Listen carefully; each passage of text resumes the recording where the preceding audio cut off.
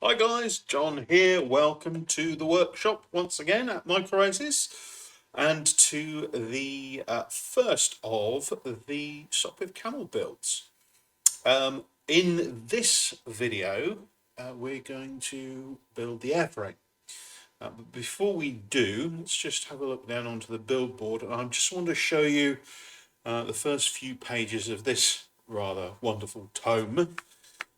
Which is the Sopwith F1 Camel Assembly Guide. Here we go. So the first few pages just run through a few things. You have an introduction, some safety notices, assembly notices, warranty details, and you have this very important part here, which is the key, which takes you through some different symbols that are used during the build in this reference guide. You have a couple of items up here, note and attention. They're basically both ways of bringing your attention to some information that we need to give you during the assembly. We try and keep it as minimal as possible, but whenever you see these symbols, read the information that's given to you, and hopefully that will help you have a successful build. All the parts are part numbered, hopefully accurately. Sometimes not, but these things happen. You've got then some glue information. You've got two types of glue that are used here. In fact, it can result in more types. So you've got a contact adhesive, which is the Yoo-hoo, and you've also got the aliphatic resin symbol, or it says here foam safe Ca, cyanoacrylate. So you can use either or where you see fit. You've got a little paintbrush symbol there, which means paint this part. Hopefully we'll have added what colour you've got to paint it to, which should be fairly obvious. You've got this little pink box here, or what Simon likes to call light red. This actually shows you during the process of assembly where the glue should be put. Not always able to show, but certainly on one side of a part we can show you, depending on obviously the angle of the illustration. Do not glue symbol as well. So take care. If you see a glue symbol with a line through it, do not glue. You've got a score sign as well. So it's basically a knife the wrong way up like that and a dotted line. You've got your cut symbol and a sanding required. It shows one of these sanding sticks. There we go. So that should give you the indication. So that's important. That's key to the build. Then we've got a list of the parts that you should have, the recommended tools and glues, which we went through in the previous video in this series, and then you've just got a list of the various parts, or the outlines of the parts that should be in the pack. If they're not, if you can't find any of the parts, get in contact with us via email and let us know what's missing, and we'll get it to you. So all of them are part numbered as they are on the sprues themselves, apart from the 2mm foam, which we don't print on. That just gets cut straight from the sheet, so the part numbers on there are very useful to cross-reference with the actual part that you receive in the pack. So it's got all of the parts there. And then you've got some scoring and beveling guides. So now some of the material, specifically the 1mm foam, needs to be shaped at the edges for best fit when you're assembling. And these diagrams show you where the scores and the bevels should be. In fact, these are to size or to scale, so you should be able to lay the part onto here, and certainly from a scoring point of view, be able to actually score the material. And I'll show you that. A number of customers actually use this, and they tape the parts down, which is a great idea. If you just need a bit of masking tape, you can pop the part on there and do what you need to, and then that brings us on to our first stage, which is the airframe. And this particular build, part of the build, uses some stickers, some plastic, and some of the 2mm foam as well.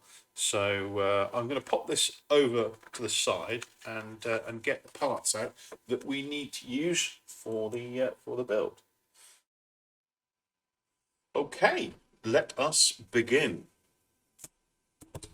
Page 10 is where we start in the assembly guide, and the first part is obviously the airframe, which is predominantly made from this 2mm vector board foam, and also some plastics, and we've also got some stickers as well. I'll bring that sheet on when we need it. So initially, what I'm going to do, one of the techniques that was provided to us by one of our customers is actually cut the plastic out and mount it onto the parts while they're on the sprue, the foam parts. So let's do that. I've got a new blade that's cutting through the plastics like butter for a short while anyway. So let's get our two P1 and P2 parts. Now these are to strengthen the keel. As I said, this material is really flexible. So popping a couple of strips of the polyester either side of the keel actually provides quite a stiffener. Sorry about that. And to have a quick sneeze. Pollen's around this time of year, and I don't like pollen. So nobody buy me flowers. Right. Okay. So I'm going to put a thin smear of the Yoo-hoo. It's quite cool at the moment. It's sort of mid-morning, and we've had a bit of a dip in temperature, so my Yoo-hoo is a little thicker, and so it's not dashing out of the tube. What I tend to do is, if it is warm and this is a relatively new tube, I'll hold this more upright and actually apply the glue sort of in an upward motion. So I'm using gravity to help stop the exit of the glue too quickly out of the tube. I've got some glue on my hands. I'm just going to rub that on the side of the board, get rid of it. So let's just place this on the bottom of the keel.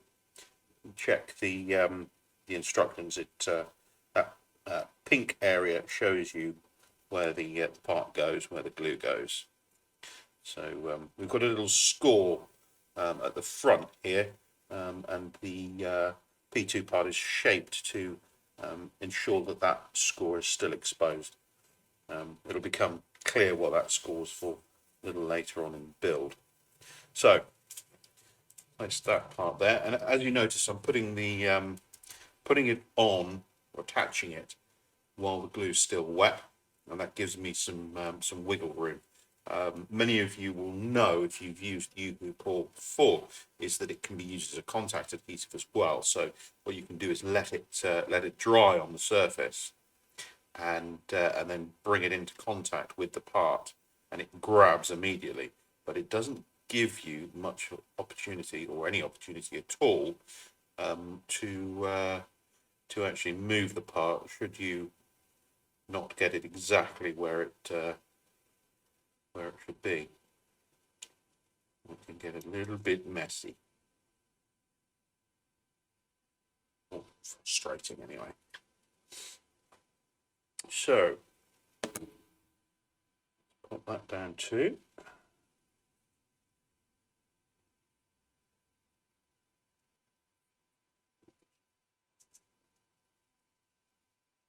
Like one of Percy's hairs in the way. Get rid of that. Make sure that's fine. In place, and then I'll leave it there for the glue to set, so we know it's nice flat. The next part is P3, sorry, which is this little piece here, and this goes on one of the formers or bulkheads, and it actually goes on D2, which is this part here. So another of Percy's hairs. The beauty of having a dog at work. Right. So this part actually covers over those little holes there, or recesses, I should say. They get covered over by this. So let's just apply the glue to the back of the plastic, which is essentially the shiny side.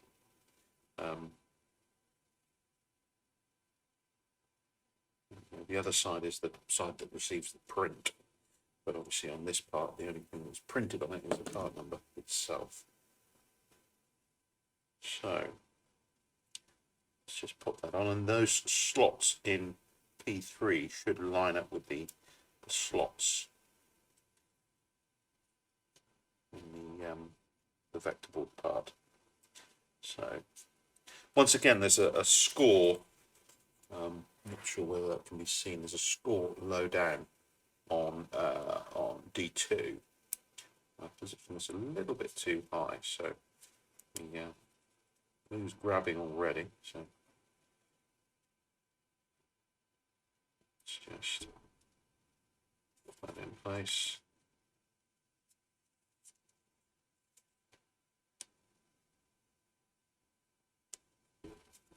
There we go.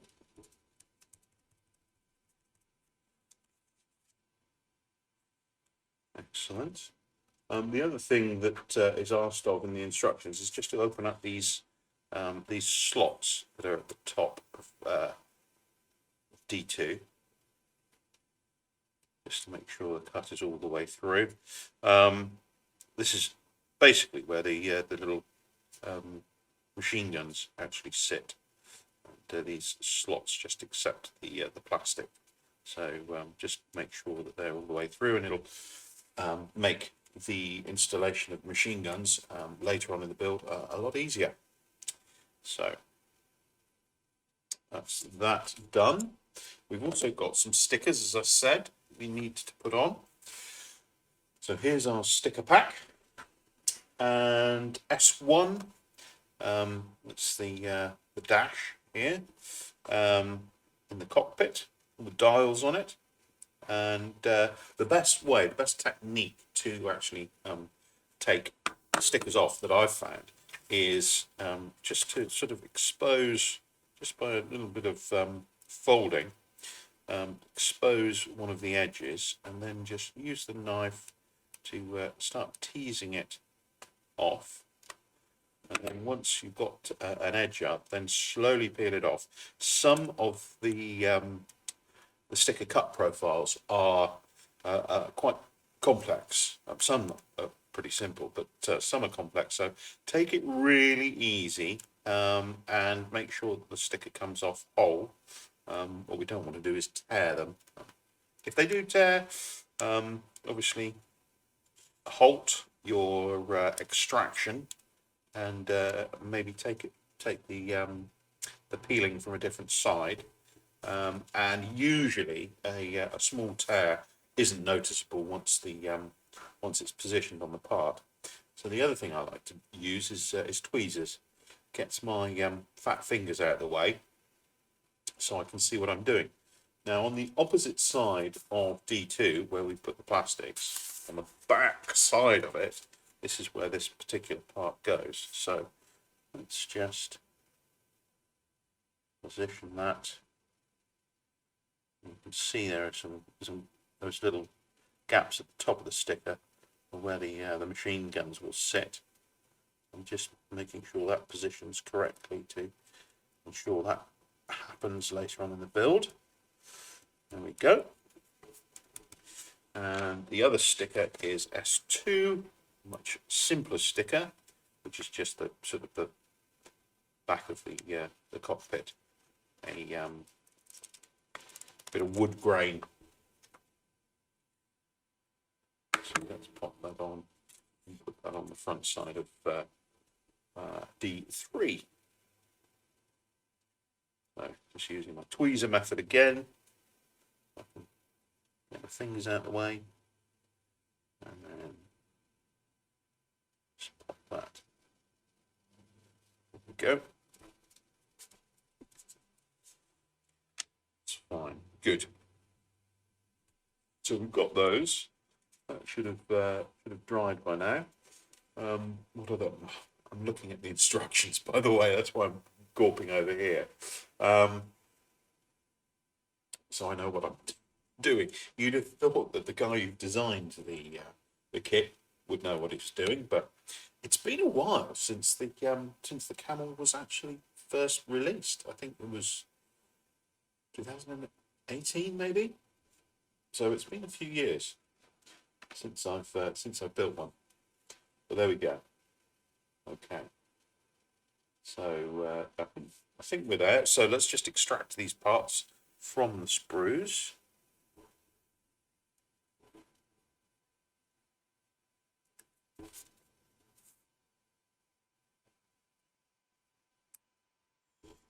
Go. Some keel.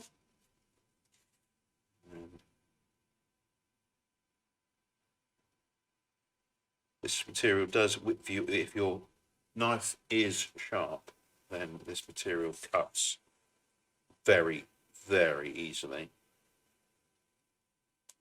If it's not sharp, it can be a pig.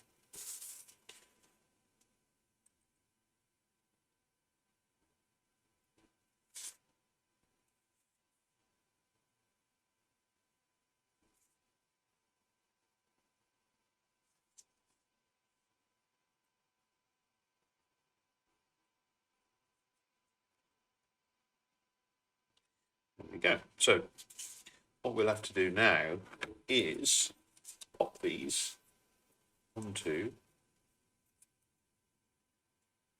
the keel. So you can see that little notch there sits over that little notch there, like so. And then that tongue there just sits on the back edge of the keel, or the front edge, I should say, of the keel. So just like so. So we can do that nice and quickly.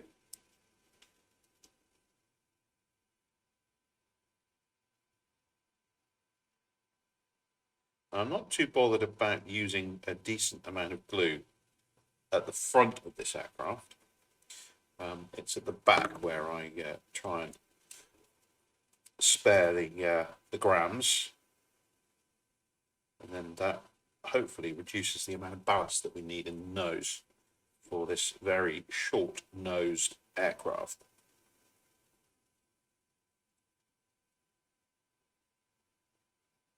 So I'm just eyeing it up to make sure that it's relatively square. That's fine. And then I'll just dry test fit the other former just to make sure. And if you've got any problems getting the slot over the extra width that the plastics give the keel, just squeeze that area.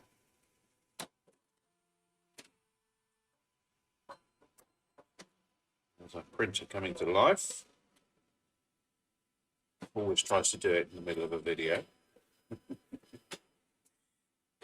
There we go. So that fits much better now. So I'll just apply a little glue to the area that's going to hold it in place, the contact points.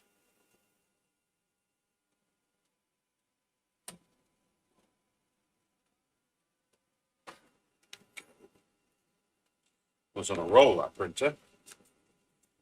I haven't sent anything to print. I know these days you can send stuff over the internet, but I don't think anybody be printing today.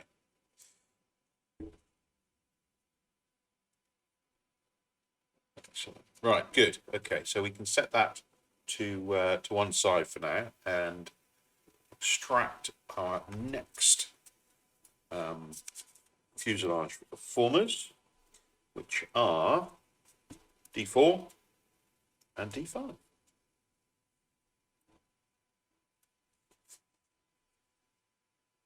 If I cut these accurately enough, there's no need to sand them down afterwards or take off any more material. So I'm careful. Go. This one's only got one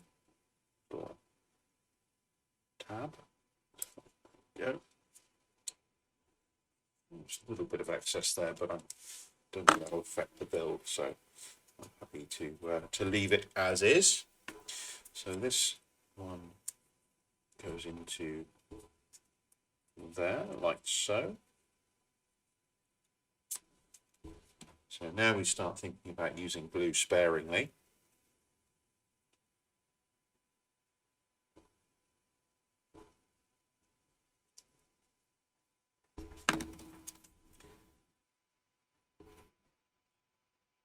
Obviously, the lighter that we can get the aircraft, the better it will fly.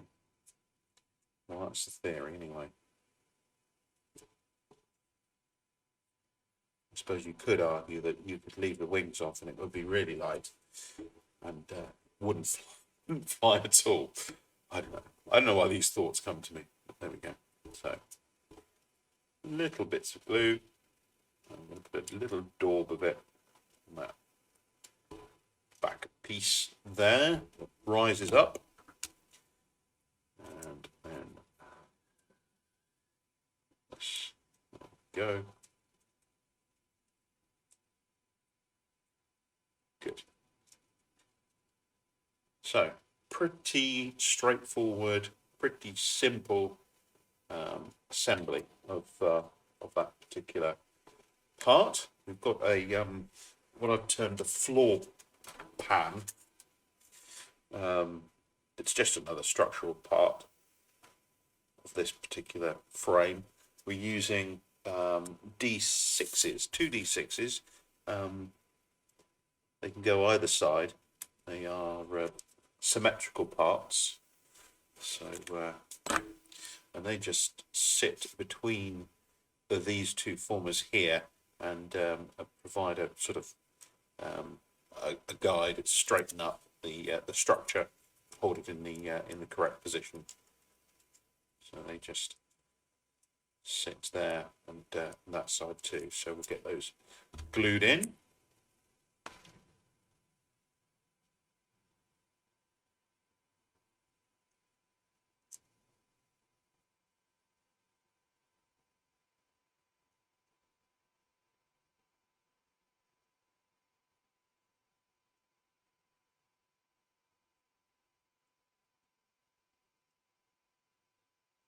So I'm trying to use the glue sparingly because we are almost behind the centre of gravity at this point. We're pretty much on it.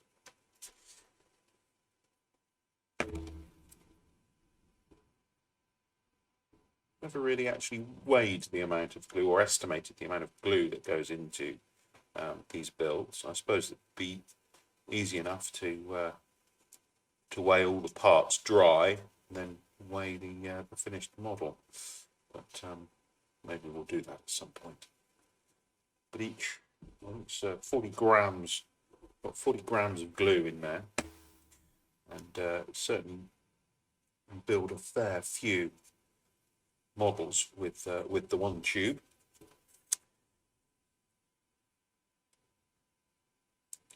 Although my tubes tend to get nabbed by my daughter, who uses them for her art projects.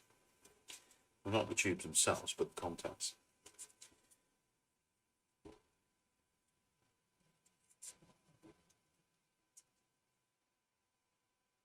Go. So once you're happy with how they're seated, we can once again put this aside. You'll notice that there are these parts slope upwards as well if you're looking at it from that angle, and that equates to the dihedral for the wing. So the wing itself should butt up against this lower wing when installed. So okay, right. Let's just put that to one side. And now we have, before we move on, there's saw in the instructions we have to put the tail skid on, and that's P4 from the plastic sprue.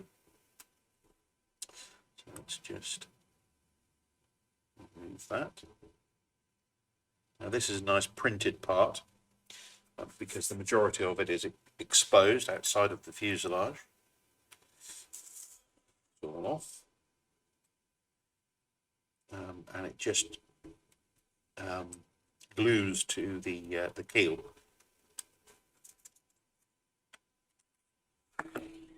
It's also got a little score on it, right between the two parts, and that should provide you with the ability to fold this on itself and form the single tail skid. Now what I'm going to do is just apply some glue to one side, like so.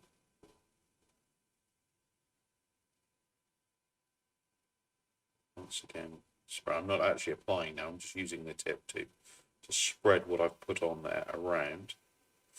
And then what I'm going to do is just briefly bring the two sides together so we transfer some glue over to the other side, and then hopefully before it all sets panic sets in, just pull it apart. There may be a little bit of stringing between the glue. Just remove that with your fingers, and then just going to let that dry a little bit, and then we're going to put it onto the fuselage.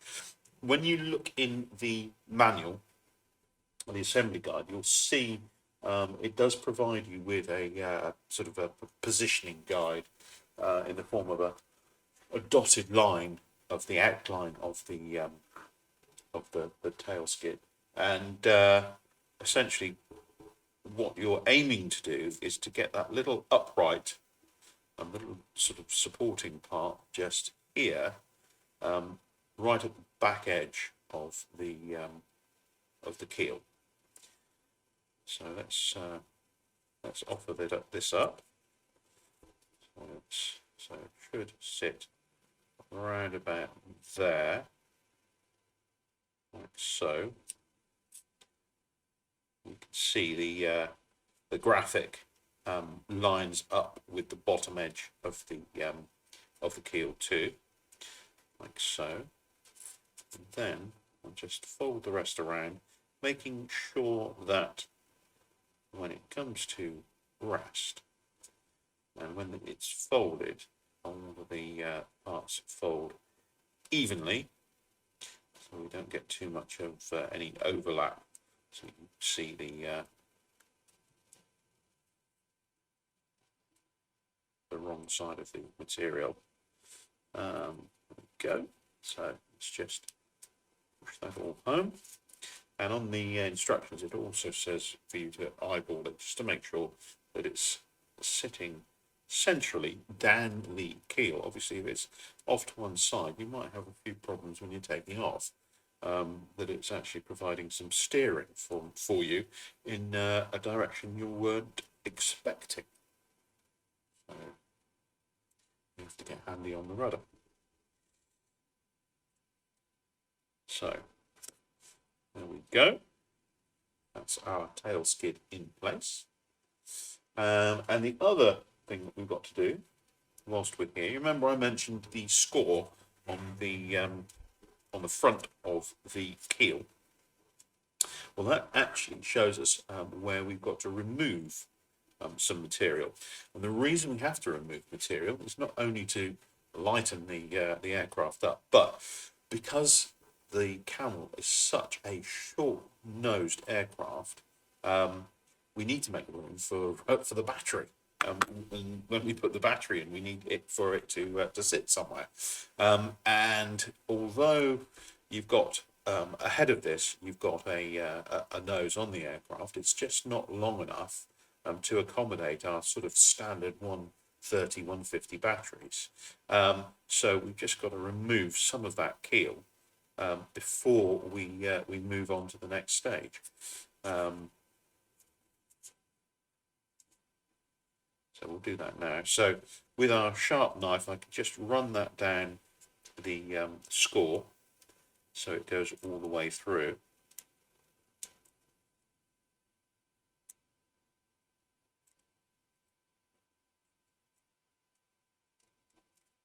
There we go.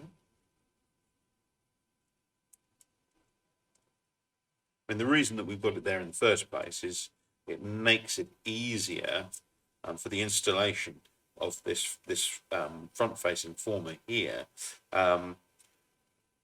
as there's not a lot of material. If that was already removed, there's not a lot of material that's sitting at the front to keep this in position while the glue sets. But as we've got the material there, then it's in position basically. Also, there's a score at the front of this part as well. You can see that runs the plastic P3 is actually, it's scalloped out around that that score as well. So I can actually just pop the knife in and cut around that too. I can feel a little bit of glue there to go through. It's quite difficult to go through the U-glue. So just do it gradually and carefully with a sharp knife.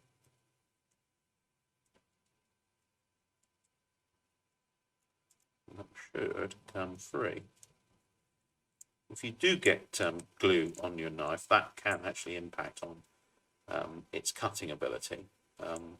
So do use lighter fluid to clean the knife as well.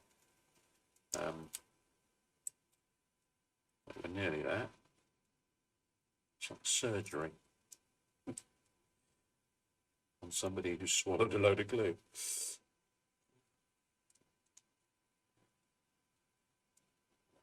Let's go to this side. There we go. It has been removed, sir. Good. So now we've got a nice open area at the front here where the battery will be able to, basically the front part and the connector will be able to slide into when it's put in place. So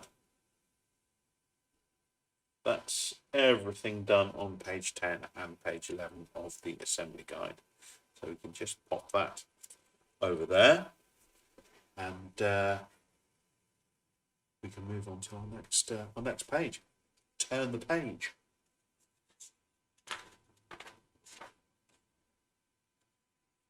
Right.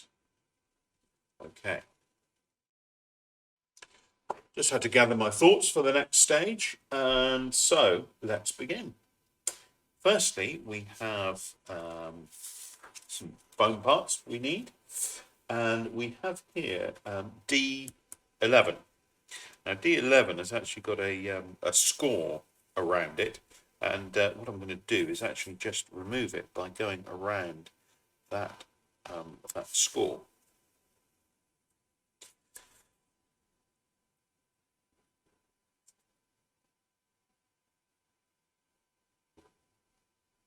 This is where that sharp knife comes into to play.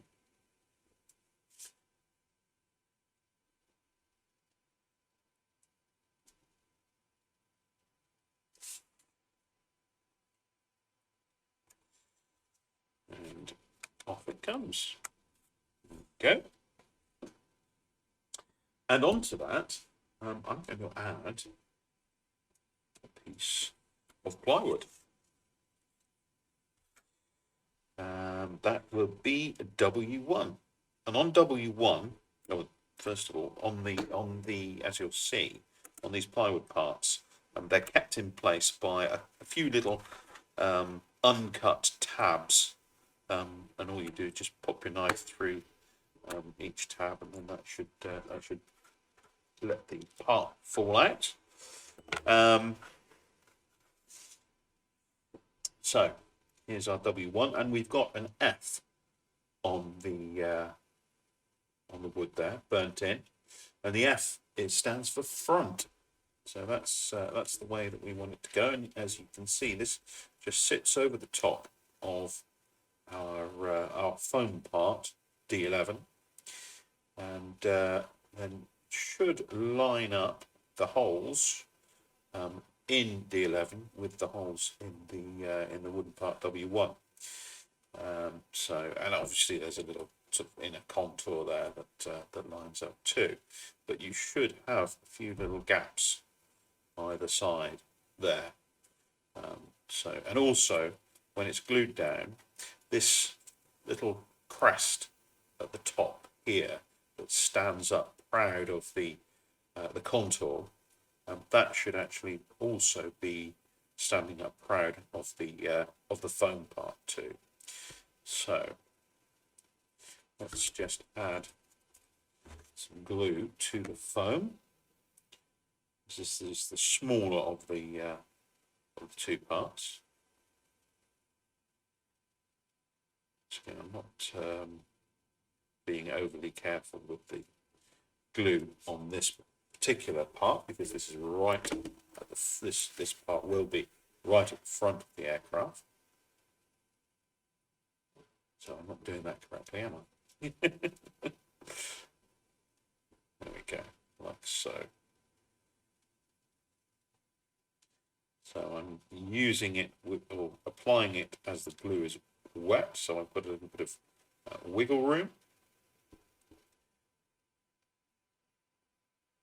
Just make sure everything sits well.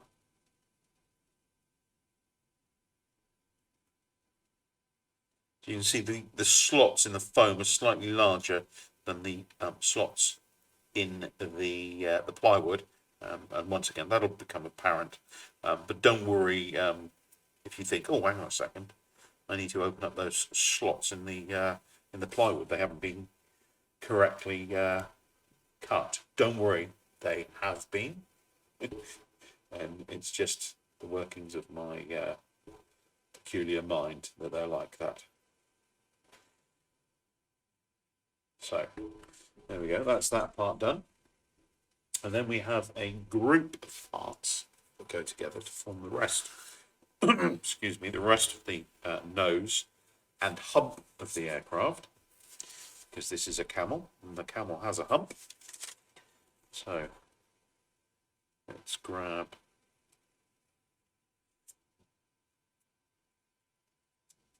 D10, 2 D7s,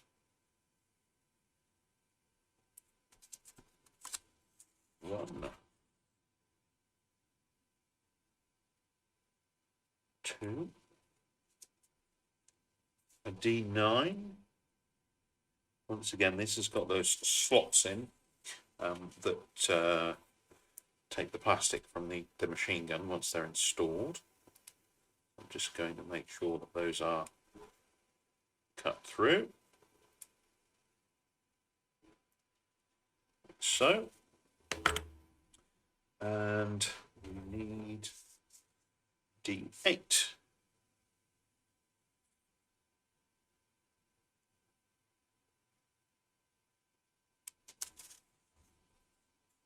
It's always worth checking on the manual the shape of the part. For instance, on this one here, I wondered whether this portion here formed part of the structure, but as it turns out, no, that's just a straight across cut. We try to design it so it's fairly obvious, but it doesn't always work out like that. People think in different ways, don't they? So, right, I think that's everything we need for now. Okay, let's get assembling. So, all of these parts, D8, D9, D10 go together. Now that's front facing that way. It obviously flares out towards the front of the aircraft, and D9 attaches to D8 into that slot there. So I'll just check. Yeah, that seems to be good. So let's just add a little bit of glue and get that put into place.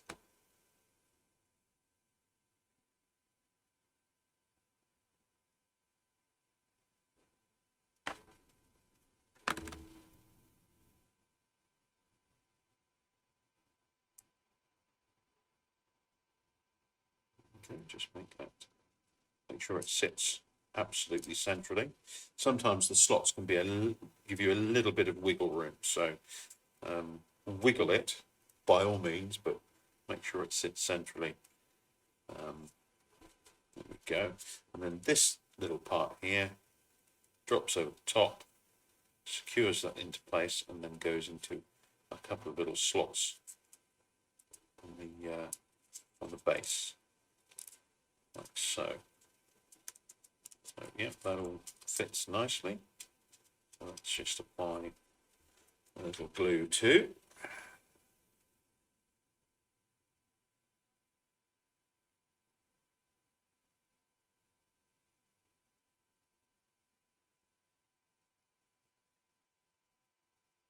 Go.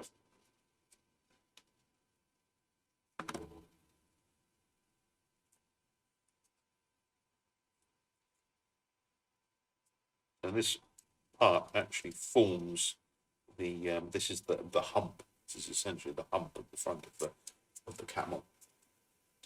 Now that should protrude. That's D10 should protrude out the front slightly of the D8 base plate,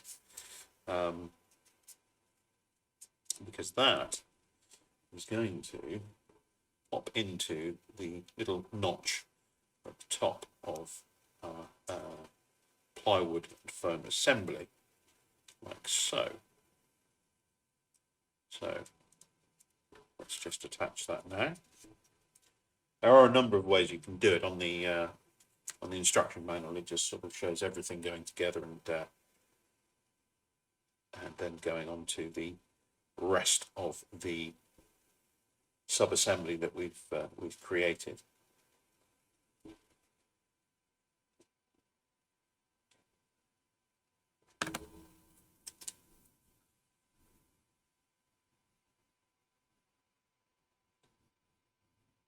That just slots in there, and and then the edges of this platform should sit right up to the edge of the curve of the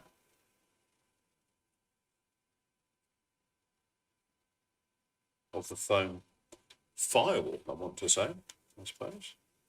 Sits right behind the engine. Good. Okay, so then we've got the D7 parts, and they actually go into the half slots that sit at the bottom of our firewall, like so. There. So let's just apply a little glue to install those two.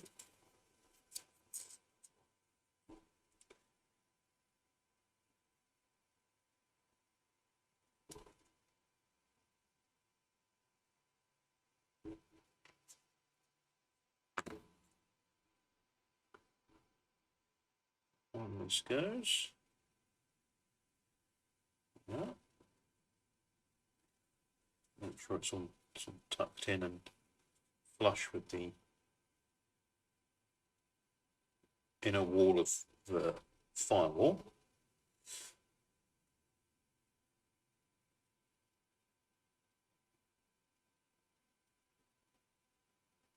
There's a lot of eyeballing that goes on when you build these kits. Obviously, all of this will be pulled into shape once this whole assembly is attached to our sub-assembly that we created in the last 2 pages.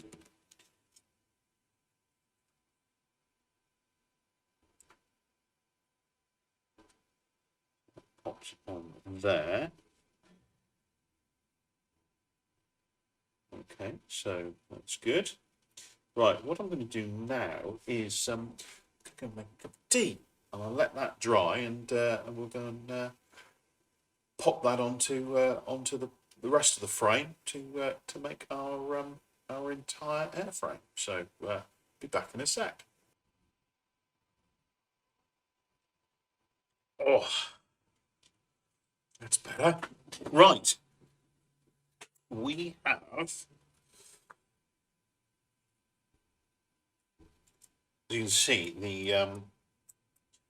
the parts still remain flexible. So if they're not in exactly the right place to slot into the allotted slots in the subframe, then they'll flex to where we need them.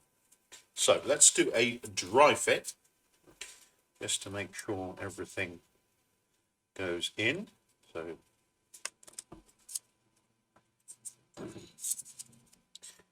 these seem to be quite a tight fit. I might have a little bit of a trim on those. That one's a little tight. Okay, not too bad. Might just give them a little bit of a squeeze, just to reduce their width slightly. See how we go from there.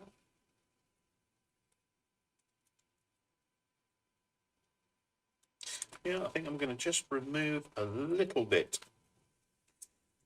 of material, just to see. I couldn't show you there, but see, I'm just removing the tiniest amount there from the depth of the tab. It's probably about, well, less than a millimetre, I'd say.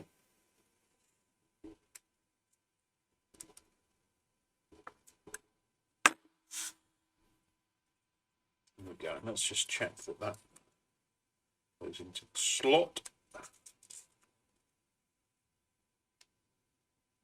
Yep, that goes in fine. So, just check these going now. Yep.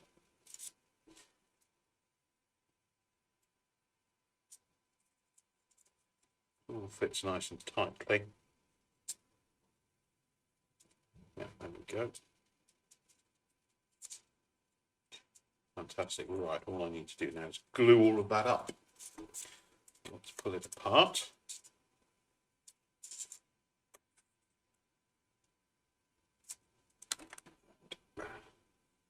Just add a little glue with the areas everything comes into contact with.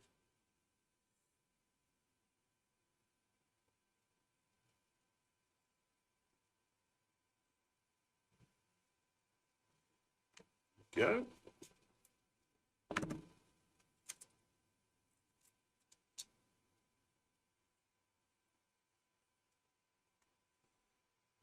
The glue actually acts as a bit of a, whilst it's wet, acts as a bit of a lubricant, so actually facilitates a better fit as well. So there we go. Everything in place. Everything looks straight-ish.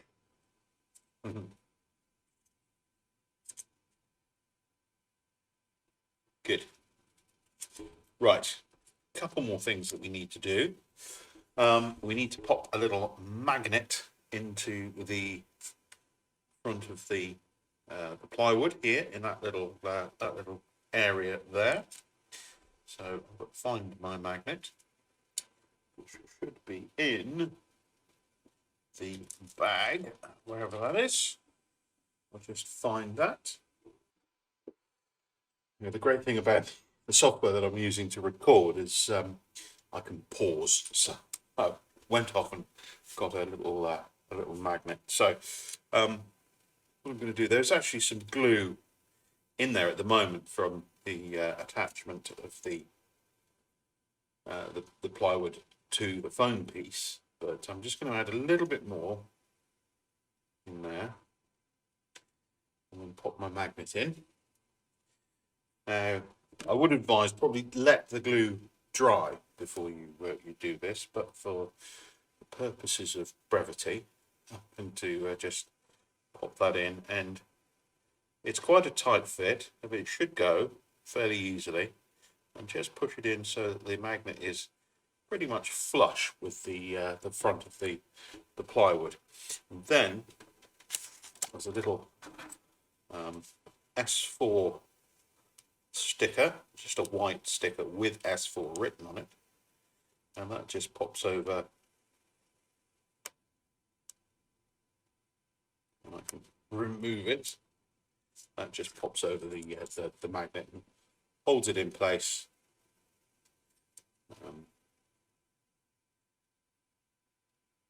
Yeah, so that magnet's used for keeping the cowl in place when it's on the front of the aircraft. So that's what it's for. And if you need to push it in any further, obviously use a non-metallic or non-ferrous material, so that it doesn't actually end up pulling the magnet out while the glue's dry. So here we go. So there's that done, and the last piece of the airframe is we just have to attach another sticker, which is actually part of the rudder hinge, S3. Now this is mounted before the skin goes on, because the skin closes over the tail, and we want to get this stuck to the keel. But I have seen one of our customers, and maybe others have done this too, is they've actually put this on after putting the skin on. But what they've done is they've reserved sticking the skin at the back until they pop this on, and it helps them locate it. But I'm going to do it the way of the instruction manual, and just add it there. Goes slap bang in the middle, top to bottom. And then having that line on the end of the keel itself. There we go. So that'll do. So if you find during the build that this loses its tack before you come to add the rudder, you can just use a little bit of UV pour to refresh its stickiness. Just put a thin smear of it on there, and you have a sticker again. So there we go. That's our airframe, all done and dusted. And there we go. There she is. Tiny little thing. Is this Sopwith Camel? So the next stage is to actually start the skinning process, and it'll start to look like a proper little fuselage. So we'll leave that for the next video. But for now, thank you ever so much for watching. I hope you found this introduction and the first stage of the camel build useful. And I'll see you in the next build video. Thanks very much for watching.